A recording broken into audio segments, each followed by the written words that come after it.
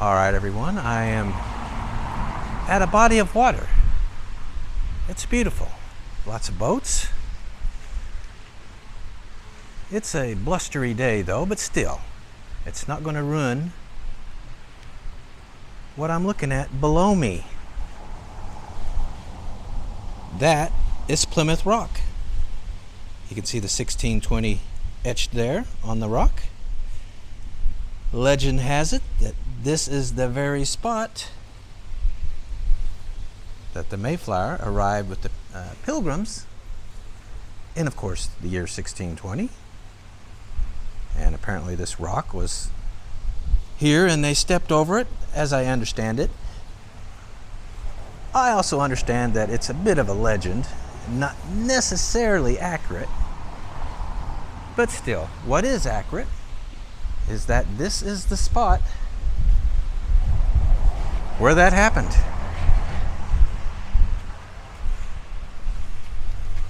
There it is. This is where the Mayflower came from England 400 years ago.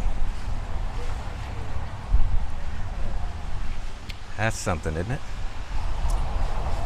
There's the rock again. Anyway, I'm going to look around here. I am in Massachusetts, by the way. Well, hopefully you know that. Hopefully you know that Plymouth is in Massachusetts. Going to look around the town as well. But let's take a look here first.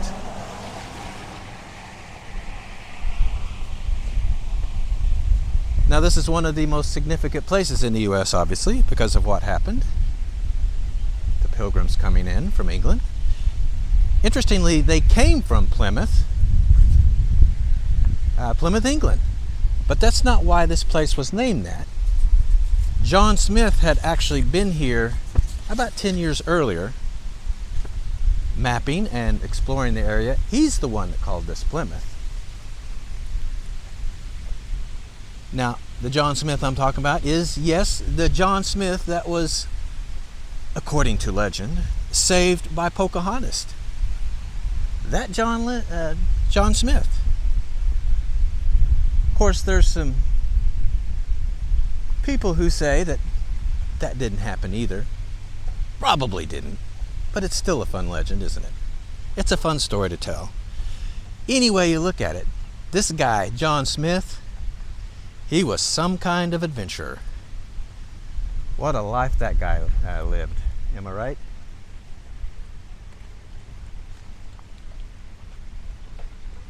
It is quite beautiful, though. Anyway, they have a replica of the Mayflower. I think this is it right here. Now, another fact about this area in Plymouth. This is where Thanksgiving was born. Probably our second most celebrated holiday, Thanksgiving every year. First Thanksgiving in history happened right here. Well, let's see if I can get over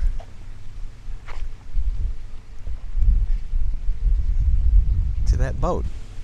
Turns out it is indeed the replica of the Mayflower. Let's see what this says here. Mayflower 2, built 1955-57. It's on the National Register. There you go. My understanding is that it is in every way pretty much an exact replica, including the size. And I think that's what grabs me right off the bat, is that it's kind of small. Can you imagine crossing the Atlantic in something that's that size? It's really not big at all, is it? Here, let me try to keep the camera framed on it. My understanding is that this boat is seaworthy, though, and that they do take it out now and then.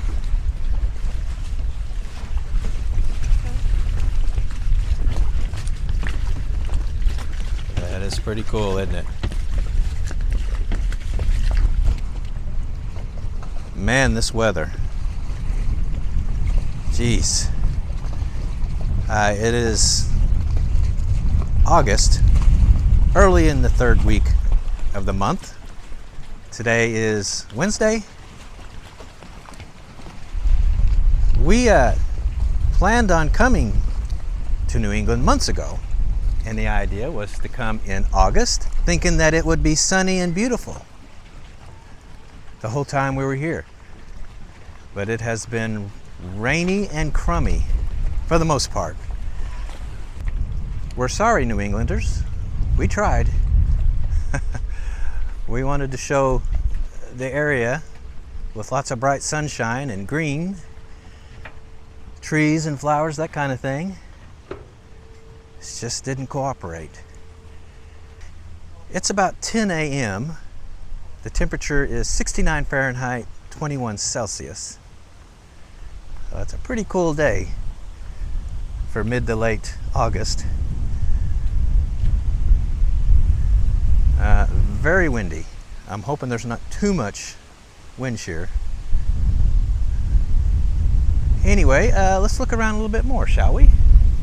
I'm going to head into town here in a second. I just want to give you a look. Now there's where Plymouth Rock is. But just try to imagine in your head 400 years ago what this looked like. Certainly not filled with boats, but you can imagine the Mayflower out there in those waters. The Pilgrims disembarking, ready to start a new life. A new life of religious freedom, which was the idea, which is why they came. Looked a lot different then, I'm sure. Not developed like this. And there's lots of tourist shops and stuff in that direction. But it is something to be here. Read about this place my entire life. It's pretty cool being here. Anyway, all right, I'm going to make the short drive into the town of Plymouth. Actually, it's a city. And we'll go from there. Well, I am in downtown Plymouth now. Most of this downtown, pretty much all of it, by the way, is on the National Register. Anyway, let's see. Once the town was founded, it was prosperous pretty quickly. Shipbuilding and fishing were the primary industries. And by the mid 1800s into the early 1900s, rope manufacturing was big. In fact, Plymouth, the town, was the largest rope manufacturer in the world. And it was that way for a long time up until synthetic ropes came about, and then that kind of killed it. Of course, today it's all about tourism. Get you a look down the street and you can see the bay there in the distance. That's where the Mayflower came in. Looks like the sun's trying to come out. The weather forecast is for it to rain all day. So what does that say about the weather forecasters here? I don't know. Not very good. Anyway, a little bit of sun is nice. I can show you a little bit of the downtown in the sunlight. Looks nice, doesn't it?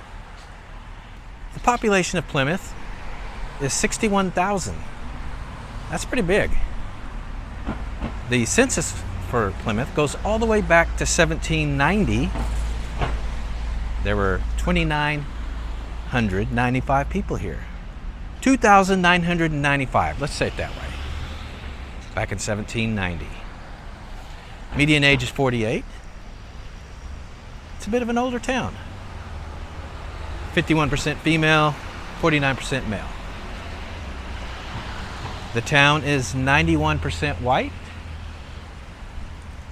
Now let's take a look here. That's a cool signs here, huh? Welcome pilgrims. Lots of nice, cool, interesting shops here, by the way. Anyway, yeah, the town is 91% white, 3% Hispanic, 1% black, 1% Asian, 3% mixed, last 1% other. Median household income, ready for this? $98,000 a year. That's just under $1,900 a week. So, yeah, incomes are pretty good. Can't argue with that, can you? Additionally, poverty is low, 6% overall. Children 17 and under, it's 7%. Folks 65 and older, it's 4%. I'll go ahead and give you the median home value, $391,000. That's what a house will cost you. Well, median anyway. I can see up into the neighborhood there. Oh, hi! Now I was thinking, wow, they're making good money here. But man, the taxes. So I looked it up. Tax burden for Massachusetts, they rank 14th in the country. That's lower than I thought. Now I looked up the tax burden, those statistics, which basically means proportionate to your income, what are taxes costing you? To me, that's the most important stat. Anyway, yeah, Massachusetts, which I figured would be top 10, maybe even top 5. Nope, it's 14th.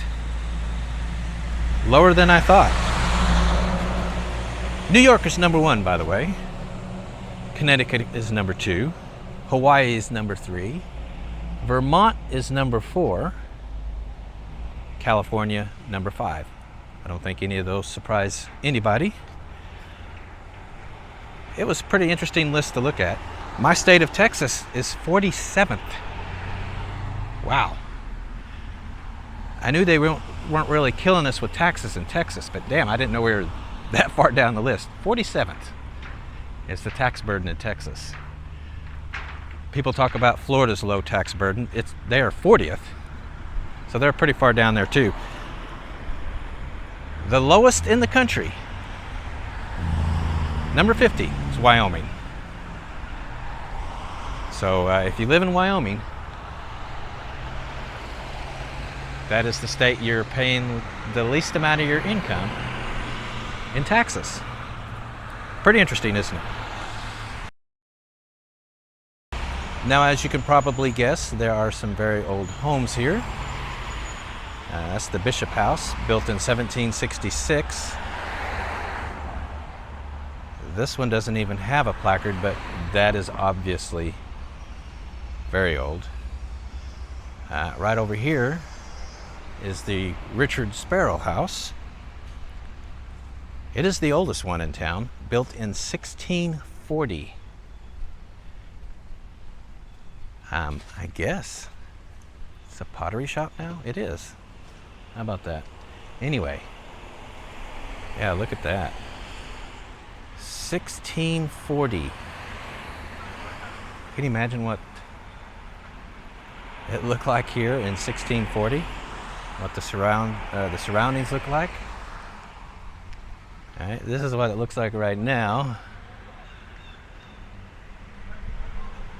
John Carver Inn. Not sure what that is.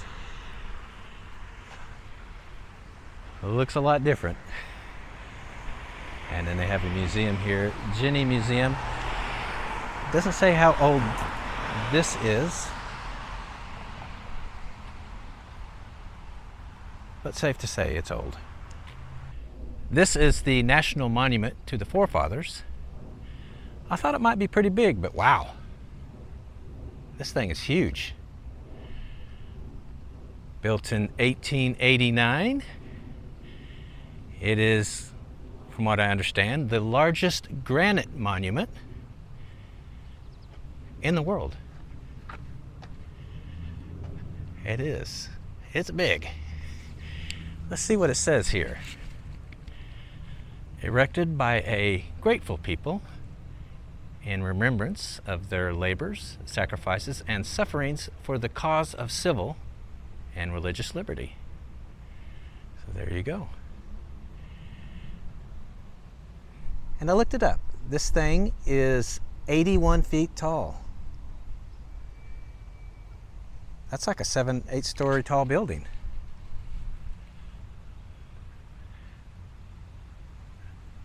It's amazing, isn't it?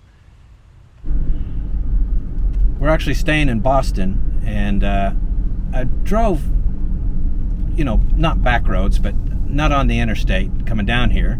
It's not very far from Boston. In fact, Plymouth is actually a suburb of Boston. But, I mean, big, beautiful houses everywhere.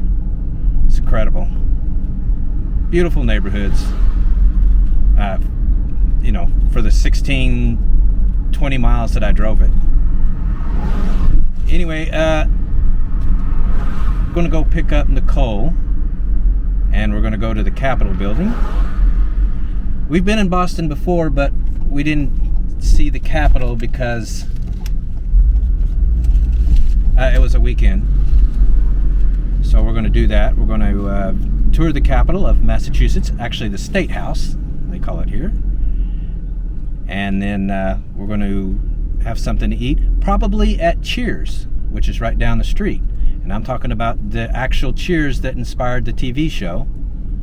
One of my favorite ever. And then the last third of the video or so is going to be our journey home from Boston to Dallas. Should be pretty cool. And then I'm going to take a break because I'm exhausted, guys. We've been out on the road for 3 months, just about. We left in June, early June, and it's it's heading into late August now. I don't think we'll ever take this long a trip again, to be honest with you. It's too much. But anyway, yeah, that's what's coming up next, so be looking for that. I am showing you the Boston skyline. This park right here is Boston Common. Did you know that this was the first park ever built in the U.S.? No, I didn't know that. Yeah. Very first park. 1634. Oh, wow. 50 acres. Yeah. Do you know where people gathered before they had the idea to make public parks? And I think at the local bar? No, they would gather at cemeteries. They would go to the cemetery to visit their loved ones, and then they started having picnics there on the weekends with their families, and that kind of caused a need to make public parks. That's kind of morbid. No, I don't know if you think about it. It's not. All right. Well, in any case, what we're here for is this. The Massachusetts Statehouse. I'm going to get Nicole's book, her passport stamped. Take a look. Last time I was here in Boston, it was being renovated. It was all under scaffolding. Looks like they got it done. It looks pretty from the outside. It does look pretty from the outside. The big question is, how do we get to the inside? Because this looks locked. We're going to have to figure out a different way in. We think we have found the way in. Who is that? I don't know. Apparently the person who this entrance is named after. Oh, General Hooker? Yes. When I saw it said the Hooker entrance, I thought that's where all the streetwalkers walked in. And then I realized, oh no, it's named after a person. You and your streetwalkers. Yeah, General Hooker entrance. Well, let's go check it out. General Hooker entrance. Visitor entrance. Well, they're going to have security here, you better believe. Yeah. We are through security and on our way in. Let's go get your passport stamped first.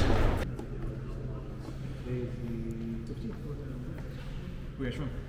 We are from Texas. Texas, welcome. We've done quite a few of these too, quite a few of the capitals. There you are. Awesome. Thank you. Yeah, let me see it. Let me get out of that way. Oh. All right, Massachusetts. You know what we need? Right next to the Michigan one, which we also got on this trip. We are walking down a grand hall looking for the rotunda. You think they got one here? Oh, This is it. I Wow. think we found it by accident. Yeah, look at this room. Goodness gracious. I guess that's sort of their rotunda. It's got a flat roof, but at least they have something up there. This room is pretty spectacular.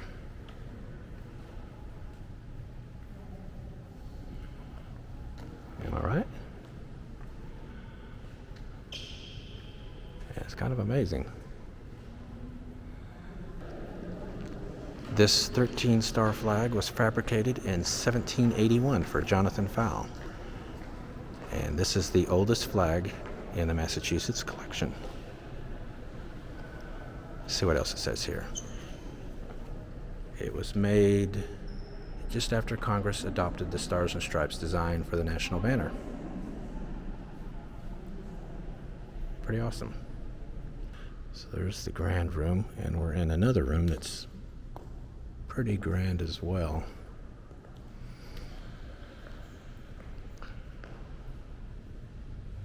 A soldier falling on the field with a nurse type person trying to, nurse him back to health. That's cool. To the Army nurses, 1861 to 1865.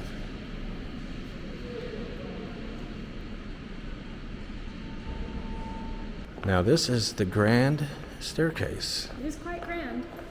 It is. So we're going to go up here and see what's going on. Because there's another floor.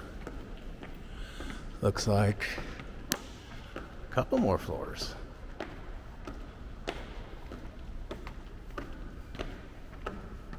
Well, it is pretty grand, you're right. Look down that way. It's a pretty spectacular building, isn't it?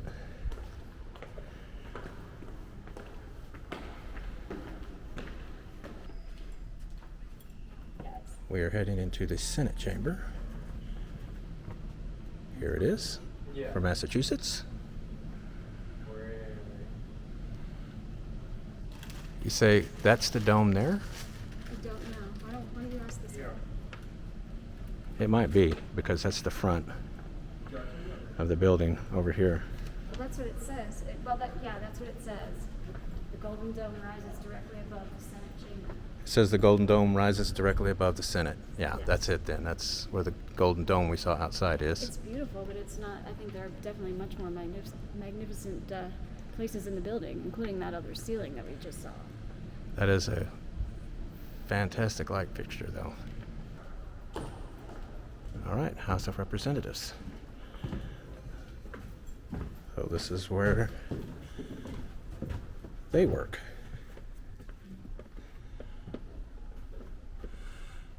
Yeah, it's a grand room, isn't it? It's huge.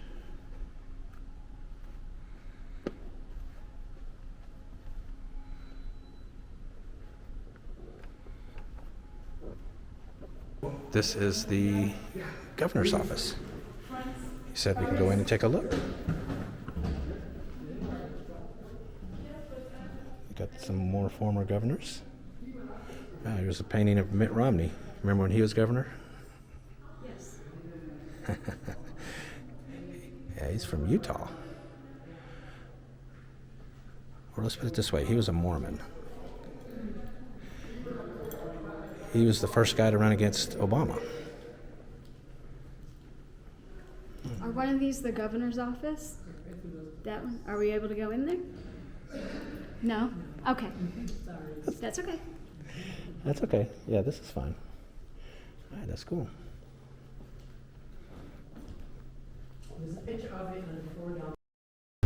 All right, that was pretty cool, wasn't it? Yeah, it was a beautiful building. Really beautiful. It was beautiful. Now the next place we're going is where, well, one of my favorite TV shows ever, Cheers.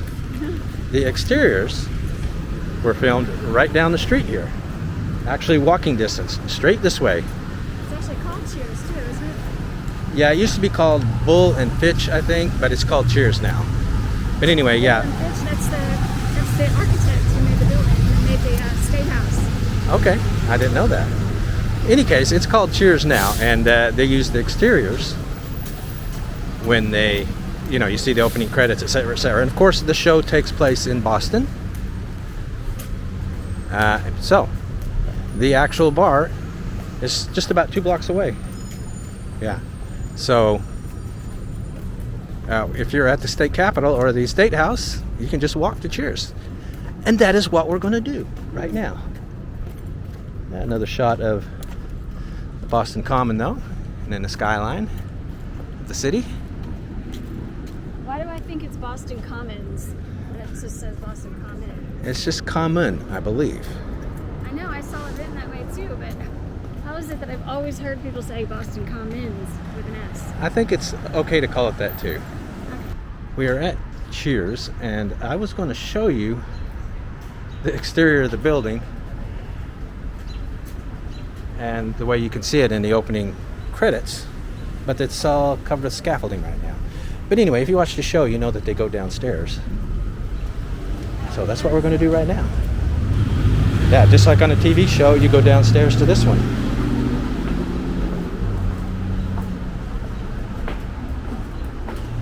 So into Cheers. Yeah. It says Cheers right here.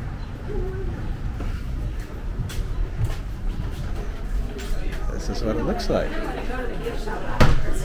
Yeah, we can do that. All right. Well, let's see if we can get a seat. I bet this place looks full, though. Looks crammed full. Now, this is the bar. It's looks totally different in here from the TV show. They shot the interiors of the TV show in California. So we're heading back here to find a table. The other part of the bar.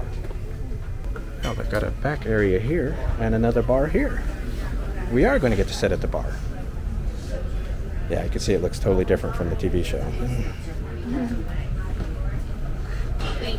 We are hanging out at Cheers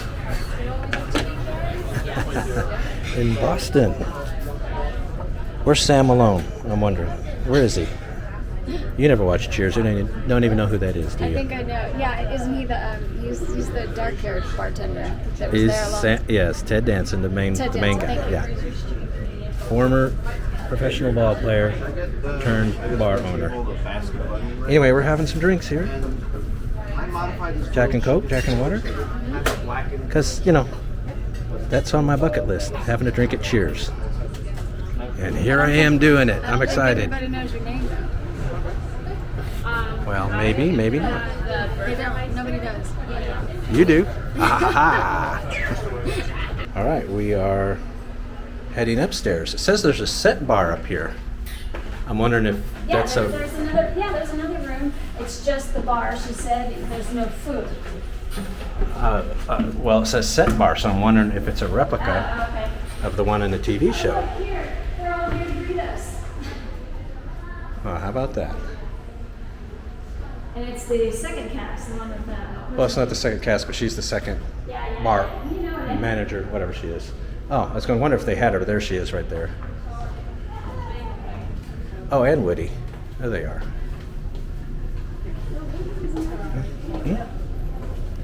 Cool. Are you going to go in there? All right, while Nicole is shopping for her granddaughters. I'm gonna go into the set bar. Oh. Wow. Yeah, there's the bar from the set. That's pretty cool, huh? You got the stuff on the walls here. All right, everyone, so that's the end of this video.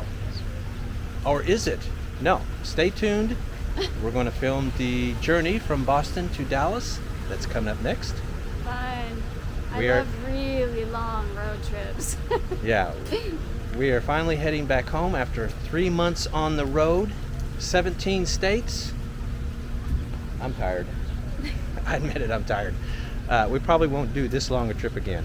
But anyway, yeah, we're heading back to Dallas.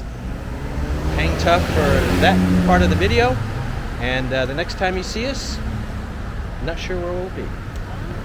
Fly by the seat of our pants. See no fits. But in any case, we'll see you there.